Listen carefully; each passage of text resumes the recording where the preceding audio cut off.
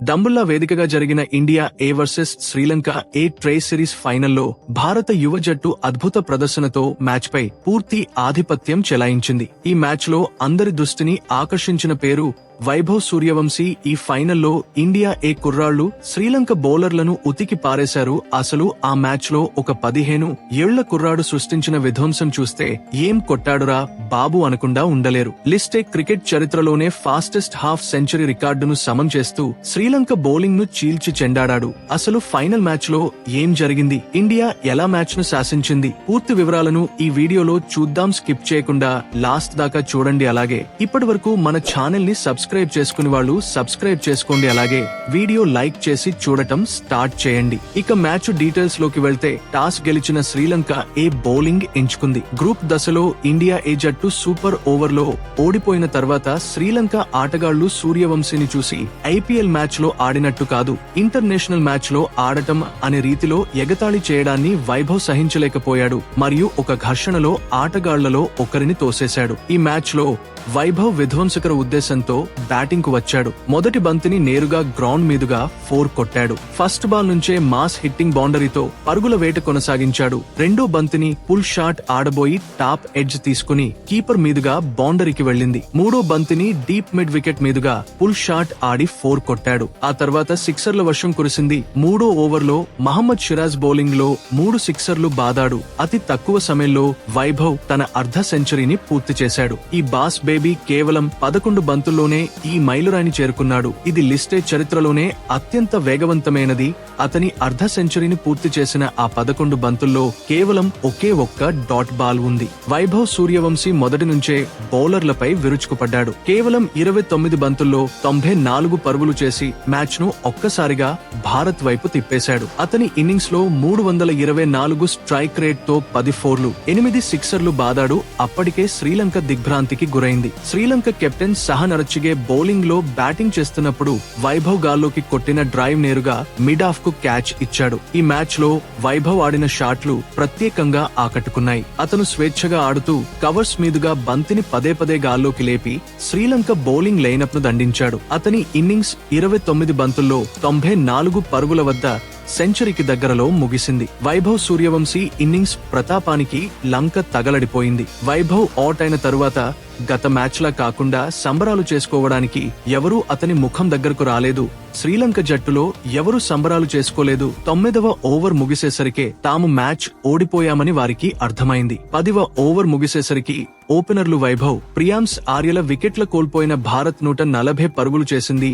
ఈ ఎడమ చేతి వాటం బ్యాట్స్మెన్ల ద్వయం పేస్ బౌలింగ్ దాడిని చిన్నాభిన్నం చేసి ఫైనల్లో భారత్ కు అద్భుతమైన ఆరంభాన్ని అందించారు. తర్వాత రుతురాజ్ గైక్వాడ్ తో కలిసి కెప్టెన్ తిలక్ వర్మ 67 పరుగులతో ఇన్నింగ్స్ ను చక్కగా నిర్మించాడు. మిగిలిన భారత్ బ్యాటర్లు ప్రియాంశ్ 39, రుతురాజ్ గైక్వాడ్ 40, కుమార్ కుసాగ్ర 36, విప్రజ్ నిగమ్ 27 మరియు అనుకుల్ రాయ్ 39 కలిసి భారత్ కు 377 పరుగుల భారీ స్కోరును అందించారు. 39వ ఓవర్ నుంచి 42వ ఓవర్ మధ్య మాత్రమే ఒక లోపం కనిపించింది. ఆ సమయంలో భారత్ బ్యాటర్లు కుసాగ్ర, తిలక్ మరియు సూర్యాంశ్ షెడ్గే 2 రూపంలో 3 వికెట్లను త్వరగా పట్టుకోల్పోయే ప్రమాదంలో పడింది. కానీ చివరి 2 ఓవర్లలో అనుకుల్ రాయ్ అద్భుతమైన బ్యాటింగ్ తో ఆ లోటును సమం చేసి భారత బ్యాటింగ్ ఇన్నింగ్స్ కు ఒక పరిపూర్ణమైన ముగింపునిచ్చాడు. 378 పరుగుల భారీ లక్ష్య ఛేదనతో బరిలోకి దిగిన శ్రీలంక ఏకి ఆరంభంలోనే భారీ దెబ్బలు తగిలాయి. శ్రీలంక జట్టు మ్యాచ్ లో నిలవాలంటే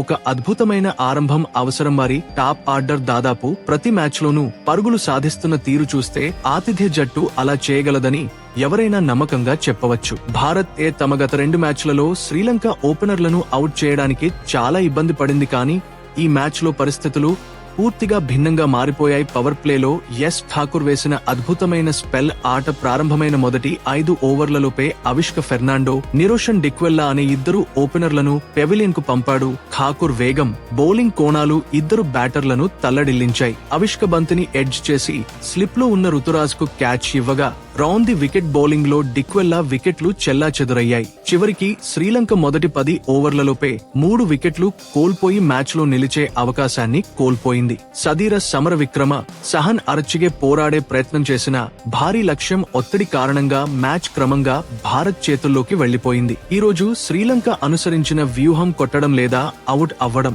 కానీ ఈ మ్యాచ్ లో ఆతిథ్య జట్టుకు ఆ వ్యూహం ఫలించలేదు. సదీర సమరవిక్రమ 52, సహన్ అరచిగే 38, వనుజ సహన్ 62 మరియు విజయకాంత్ వియస్కాంత్ 39 ధైర్యంగా పోరాడారు. శ్రీలంక ఇన్నింగ్స్ 47.1 ఓవర్లలో 311 పరుగులకు ఆల్ అవుట్ అయింది. ఎస్ ఠాకూర్ 3, విప్రజ్ 3, అనుకుల్ రాయ్ 2 వికెట్లు తీశారు. ఈ మ్యాచ్ లో భారత్ 66 పరుగుల భారీ తేడాతో విజయం సాధించి ట్రోఫీని కైవసం చేసుకుంది. ఈ మ్యాచ్ లో ప్లేయర్ ఆఫ్ ది మ్యాచ్ గా వైభవ్ సూర్యవంశీ నిలిచాడు. ఈ మ్యాచ్ టర్నింగ్ పాయింట్ గురించి మాట్లాడాలంటే వైభవ్ సూర్యవంశీ బ్లాస్ట్ ఇన్నింగ్స్ నే చెప్పాలి. పవర్ ప్లేలోనే శ్రీలంక బౌలర్లపై దాడి చేసి భారత్ కు కలల ఆరంభాన్ని అందించాడు. అదే చివరకు ఫైనల్ ఫలితాన్ని నిర్ణయించింది. మొత్తానికి ట్రే సిరీస్ ఫైనల్లో ఇండియా ఏ యువ ఆటగాళ్లు బ్యాటింగ్, బౌలింగ్ 2 విభాగాల్లోనూ ఆధిపత్యం చూపించారు. ముఖ్యంగా వైభవ్ సూర్యవంశీ ఇన్నింగ్స్ భవిష్యత్ భారత క్రికెట్ కు గొప్ప సంకేతంగా కనిపిస్తోంది. ఈ విజయంతో ఇండియా తమ ప్రతిభను మరోసారి ప్రపంచానికి చాటి చెప్పింది. టోర్నమెంట్ ప్రారంభంలోనే రోహిత్ శర్మ, సూర్యకుమార్ యాదవ్, హార్దిక్ పాండ్యాలు కష్ట సమయాలను ఎలా ఎదుర్కొంటారో స్ఫూర్తిగా తీసుకున్నట్లు తిలక్ చెప్పాడు. తమ ప్రదర్శనలు ఆశించిన స్థాయిలో లేవని గ్రహించిన భారత్ టోర్నమెంట్ చివరి 2 మ్యాచ్లలో తమ స్థాయిని పెంచుకుని ఆఫ్ఘనిస్తాన్ మరియు శ్రీలంక జట్లపై ఆధిపత్య విజయాలు నమోదు చేసింది. సూర్యవంశీ ఇన్నింగ్స్ గురించి మీరు ఏం అనుకుంటున్నారో కామెంట్ చేయండి. వీడియో నచ్చితే లైక్ చేయండి. ఇలాంటి మరిన్ని వీడియోల కోసం మన ఛానల్ ని సబ్స్క్రైబ్ చేసుకోండి. Thank you all.